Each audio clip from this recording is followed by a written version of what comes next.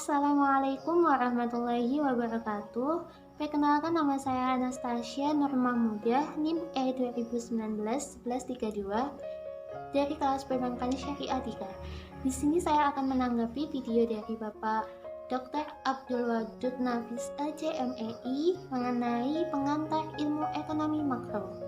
Sebelum kita mengetahui jauh tentang definisi ilmu ekonomi makro, alangkah baik kita mengetahui apa ekonomi.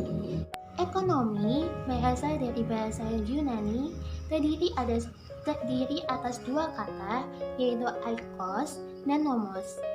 Oikos artinya adalah rumah tangga, sedangkan nomos yang berarti peraturan. Jadi, ekonomi adalah manajerial atau pengelolaan rumah tangga, baik itu individu atau kelompok seperti perusahaan. Lalu, apa definisi dari ilmu ekonomi itu sendiri? Ilmu ekonomi adalah ilmu yang mempelajari tentang perilaku manusia, tentang bagaimana ia mengelola sumber daya alam terbatas untuk memenuhi kebutuhan dan tujuan hidup mereka.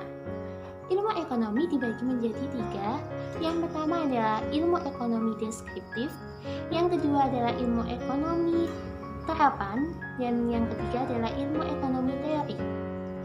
Ilmu ekonomi deskriptif adalah ilmu ekonomi yang memaparkan secara apa adanya tentang suatu keadaan ekonomi di suatu daerah atau negara.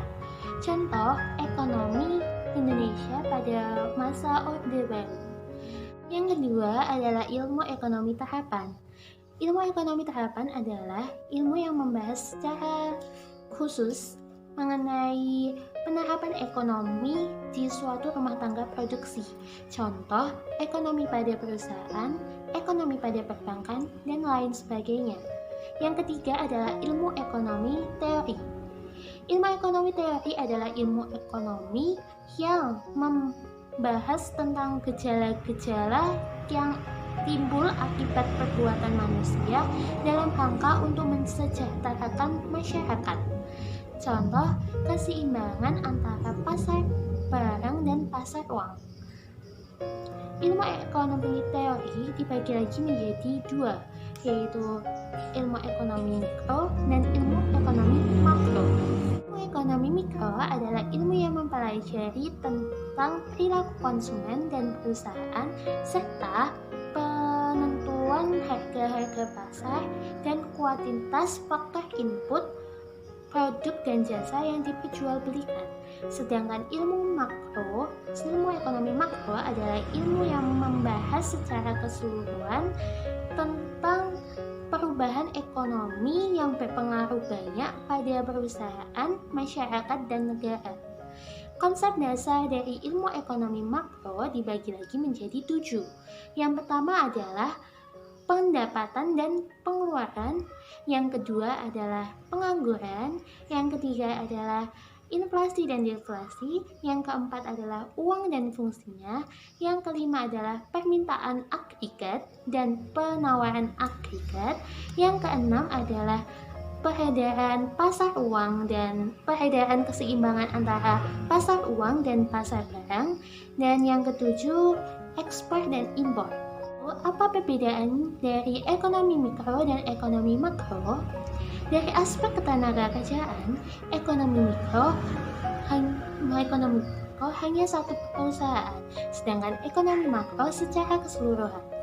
Dari aspek konsumsi, ekonomi mikro konsumsinya hanya individu, sedangkan ekonomi makro konsumsinya nasional.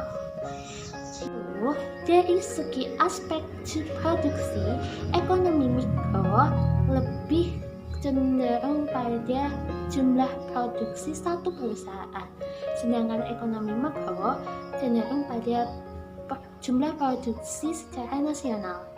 Yang terakhir adalah aspek harga. Ekonomi mikro cenderung ke harga satu perusahaan, sedangkan ekonomi makro itu cenderung pada harga secara keseluruhan.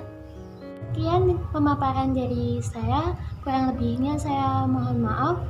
Wabillahi taufiq wal hidayah. Wassalamualaikum warahmatullahi wabarakatuh.